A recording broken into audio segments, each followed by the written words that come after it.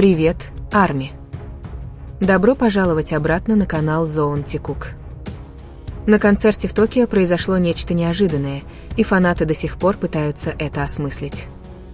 В середине выступления Тэхён сделал едва заметное движение, настолько быстрое, что большинство людей почти не заметили его, но Чингук заметил мгновенно. То, что последовало за этим, не выглядело отрепетированным, это было естественно, как будто момент просто случился. Энергия толпы изменилась за считанные секунды. Люди подняли телефоны, и можно было буквально почувствовать, как напряжение перерастает в волнение. Чингук на долю секунды замешкался, а затем сделал в точности то же, что и Тэхён, и вот тогда все изменилось. Синхронность, точность, то, как они двигались в унисон, это выглядело неестественно. Сейчас фанаты называют это одним из самых нереальных моментов, когда-либо виденных на сцене, а некоторые даже говорят, что это доказывает нечто большее между ними. Но вот что никто не может полностью объяснить, как Чингуку удалось сделать это так идеально с первой попытки? Без подсказки, без тренировки, без предупреждения. Если присмотреться, можно заметить деталь, которую почти все упустили, и, увидев ее однажды, уже не сможете забыть. Этот момент не исчез после того, как музыка сменилась. Наоборот, он задержался в воздухе, подхваченный ревом тысяч людей, которые почувствовали, что прямо перед ними произошло нечто редкое. Токийский концерт с самого начала был невероятно энергичным, но это единственное взаимодействие изменило всю атмосферу. Она казалась более тяжелой, более интимной, почти нереальной, несмотря на огромные масштабы стадиона. По мере продолжения выступления присутствие Тэхёна становилось все более четким, более целенаправленным, словно каждое его движение несло скрытый смысл. В его поведении на сцене чувствовалась уверенность, но под ней скрывалось нечто более мягкое, нечто, проявляющееся лишь в мимолетных взглядах и идеально выверенных жестах. Чингук же, напротив, казался необычайно сосредоточенным, словно его внимание сузилось до одной точки. Речь шла уже не только о хореографии. Казалось, он считывал что-то невысказанное, реагируя в реальном времени на сигналы, которые никто другой не мог полностью уловить. Фанаты начали замечать закономерность.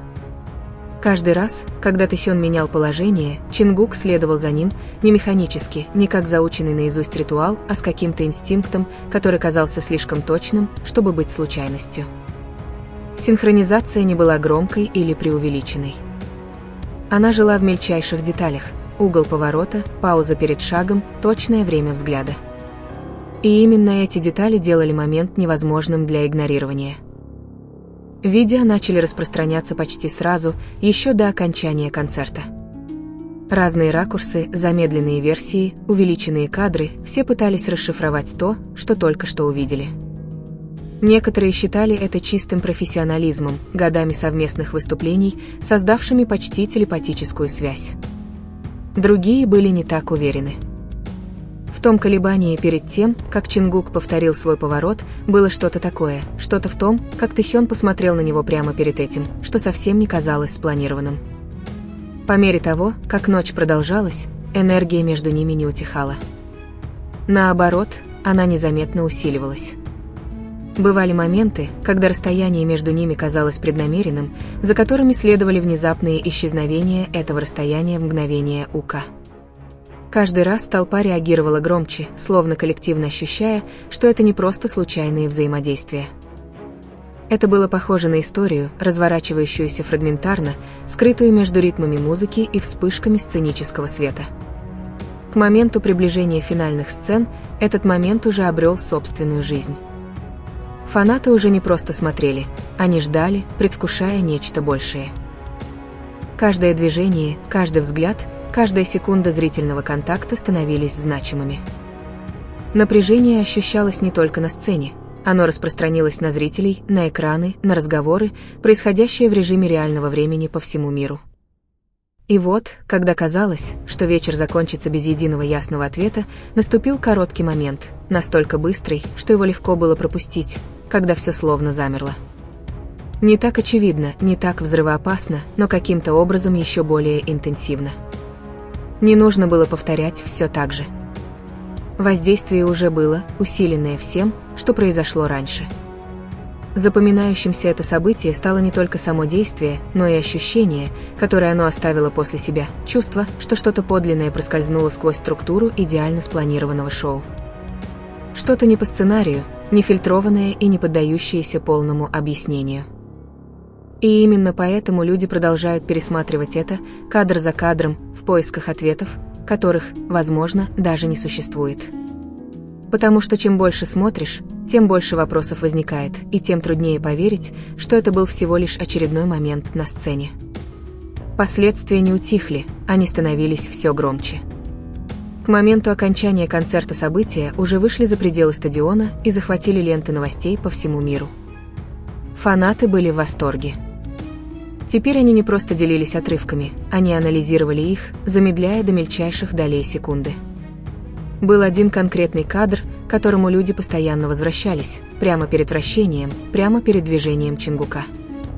Поза Тэхёна изменилась едва заметно, почти как сигнал, но не предназначенный для зрителей. Это было тонко, почти незаметно, если специально не искать. И все же Чингук отреагировал мгновенно, как будто все это время ждал именно этого сигнала. Что делало это еще более поразительным, так это время, не раньше, не позже, а идеально. Слишком идеально. Некоторые фанаты начали сравнивать это с более ранними выступлениями, копаясь в многолетних видеозаписях, чтобы увидеть, случалось ли что-то подобное раньше. Они находили сходства, небольшие, разбросанные по разным сценам и эпохам, но ничто не сравнилось с точностью, интенсивностью и эмоциональной силой того, что произошло в Токио. Это ощущалось по-другому. Масштабнее. Почти как результат чего-то, что тихо накапливалось долгое время. Другие сосредоточились на том, что произошло потом. Дело было не только в повороте, дело было в том, как Чингук держался на протяжении всего выступления, более внимательный, более осознанный, словно он был настроен на нечто более глубокое, чем музыка. А Тэхён, несмотря на свою обычную сценическую харизму, словно цеплялся за этот момент, как будто он еще не прошел. Бывали моменты, когда их пути снова пересекались, короткие и мимолетные, но каждый раз энергия между ними ощущалась настолько сильной, что заставляла толпу реагировать мгновенно. Никто не мог до конца понять, что это значит. Некоторые настаивали, что это не что иное, как синхронизация на высочайшем уровне. Другие считали, что это раскрывает нечто гораздо более личное, нечто, что нельзя отрепетировать или повторить. И, возможно, именно поэтому этот момент не исчезает. Потому что это было не просто то, что люди видели. Это было то, что они чувствовали. И это чувство все еще остается. По мере появления новых видеозаписей этот момент становился все сложнее. Каждый новый ракурс, казалось, раскрывал что-то немного другое, что-то, чего раньше не замечали. Фанаты, присутствовавшие на концерте, начали делиться своими записями, запечатлевая фрагменты, которые добавляли новые слои к тому, что уже называли необъяснимым взаимодействием. В одном из клипов, всего через несколько секунд после вращения, движения Чингука снова незаметно изменились. Это не было драматично, но, замедлившись, стало ясно, что его ритм изменился, как будто он больше не следовал только музыке, а чему-то совершенно другому. Тем временем Тэхён оставался спокойным, но в том, как он исполнял следующую последовательность, чувствовалась тихая интенсивность, словно он полностью осознавал то, что только что привело в движение. Именно тогда начала распространяться новая теория, не о самом вращении, а обо всем, что к нему привело. Некоторые фанаты отметили, что Тэхён готовился к этому моменту на протяжении всего выступления. Небольшие изменения в расположении, легкие задержки во времени, микрокоррекции, которые сами по себе не бросались в глаза, но вместе они образовывали закономерность. Словно он готовил сцену не для зрителей, а именно для этого взаимодействия. И если это так, то вращение не было спонтанным, оно было неизбежным. Эта мысль усилила напряжение. Потому что, если все это назревало с самого начала, то реакция Чингука была не просто быстрой, она была понятной. Не отрепетированной, не заготовленной, а осознанной на уровне, не требующем слов. Тем не менее, одна деталь продолжала бросаться в глаза. В более четкой версии клипа, прямо перед тем, как Чингук повторил движение, была доля секунды, когда он вообще не двигался. Полная неподвижность. Это было почти незаметно, если не остановиться на этом кадре, но эта неподвижность изменила все. Потому что это означало, что был выбор. Момент, когда он мог бы проигнорировать это. И он этого не сделал. Это осознание изменило всю перспективу. То, что раньше выглядело как чистый инстинкт, теперь несло в себе смысл намерения, чего-то обдуманного, чего-то выбранного в реальном времени. Это придало моменту вес, превратив впечатляющую демонстрацию синхронизации в нечто гораздо более многогранное. Следующему дню токийский момент уже вышел за рамки вирусного клипа. Он стал чем-то, к чему люди не могли перестать возвращаться. Монтаж становился все более детальным, разборы все точнее, и каждая секунда видео воспринималась как подсказка, ожидающая разгадки. И все же, как ни странно, чем больше его анализировали, тем меньше казалось, что его можно полностью объяснить. Как раз когда казалось, что все раскрыто, всплывала новая деталь. Другой ракурс. Более длинный монтаж.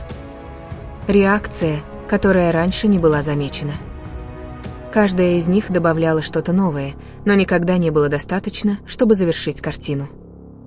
История оставалась открытой, незавершенной, невозможной для завершения. И, возможно, именно это сделало ее незабываемой. Не только поворот сюжета. Не только идеальное время. А тот факт, что на стадионе, наполненном шумом, светом и тысячами людей, такая мелочь смогла произвести впечатление. Это было настолько личным и в то же время настолько скрытым. По мере продолжения разговоров фокус внимания снова начал смещаться. Люди спрашивали не просто, как это произошло, а сколько раз подобное случалось раньше, и никто этого не замечал. Токийский момент стал отправной точкой, чем-то, что заставляло старые выступления выглядеть иначе задним числом. Фанаты начали копать глубже, просматривая видеозаписи прошлых лет. И в некоторых из этих старых роликов они начали замечать нечто знакомое. Не идентичное, не такое очевидное, но бесспорно похожие по ощущениям. Небольшие совпадения. Точное время. Моменты, которые когда-то казались обычными, теперь приобрели совершенно иной смысл. Это было тонко, почти незаметно само по себе. Но вместе это начало формировать закономерность. Закономерность, которая предполагала, что это был не просто единичный случай. Это было нечто, что существовало все это время, тихо, постоянно, ожидая, чтобы его увидели. Эта возможность изменила то, как люди смотрели на все, что было после, и на все, что было до. Токийский момент перестал быть чем-то уникальным. Он стал своего рода линзой, чем-то, что изменило интерпретацию каждого взаимодействия. Фрагменты, которые раньше казались обычными, внезапно стали восприниматься совершенно иным вниманием. Взгляд, задержавшийся на полсекунды дольше. Шаг, который идеально совпадал с ритмом музыки. Ни один из этих моментов раньше не выделялся. Но теперь, в контексте событий в Токио, они казались связанными, как фрагменты большой, незавершенной истории. И все же одна деталь той ночи оставалась необъяснимой. На одном из самых четких ракурсов, сразу после вращения, Тэхён не сразу переключился на что-то другое. Это было едва заметно, почти незаметно, но он остановился. Не так, как следовало бы, не в такт хореографии, не в ритме музыки. Просто короткий миг тишины. И во время этой паузы его взгляд не переключался на толпу, камеры или что-либо еще. Он оставался неподвижным. Эта единственная деталь несла в себе неожиданный вес. Потому что это говорило о том, что момент не закончился движением, он продолжался и после него, и это нельзя было объяснить только самим выступлением. Когда фанаты начали это замечать, реакция снова изменилась. Волнение все еще присутствовало, но оно было наполнено чем-то более глубоким, чем-то более тихим, трудно определимым. Это больше не ощущалось как просто яркий момент концерта. Это стало личным. Почти как что-то, что не должно было быть полностью понято. По мере появления все большего количества высококачественных видеозаписей начала вырисовываться другая закономерность, не со стороны исполнителей, а со стороны самой толпы. При изолированном анализе реакция аудитории не достигала пика в момент вращения. Она поднималась сразу после, как запаздывающая волна. Как будто люди не сразу осознавали увиденное, а чувствовали это секунду спустя, все сразу. Эта задержка стала одной из самых обсуждаемых деталей. Потому что она точно отражала то, как момент распространился в интернете. Не мгновенно, а взрывным образом, как только все стало ясно. А затем произошло нечто неожиданное. В сети начал распространяться более длинный, неотредактированный фрагмент из совершенно другого сектора стадиона. Никакого монтажа. Никакого замедления. Просто непрерывная запись сцены. Сначала это казалось обычным. Но чем больше людей смотрели, тем больше они понимали нечто важное. В реальном времени этот момент не выглядел драматично. Он не привлекал внимания. Он не выделялся так, как предполагали отредактированные версии. Что привело к другому вопросу. А что, если причина, по которой это казалось таким мощным, заключалась не в том, что это должно было быть увидено, а в том, что это не было увидено?